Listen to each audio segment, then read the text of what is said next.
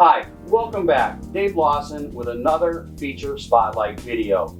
Today we're going to be featuring the Greystone glass front electric fireplace. This is our 36-inch linear style fireplace with crystals. As you can see, there's multiple ways to control the functions. First option is your manual control that is located in the upper right corner of the fireplace. Today we'll be using our remote control, which comes standard with all fireplaces. On-off button will kick on your fireplace. There are many options that we have from here on out. You can control your flame color. There's 4 different flame colors. You can control your ember color. Again, 4 different colors.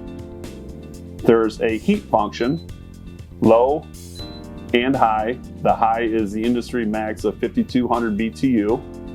And then there's also a timer function. This gives you the option to go for 1 hour all the way up to 9 hours.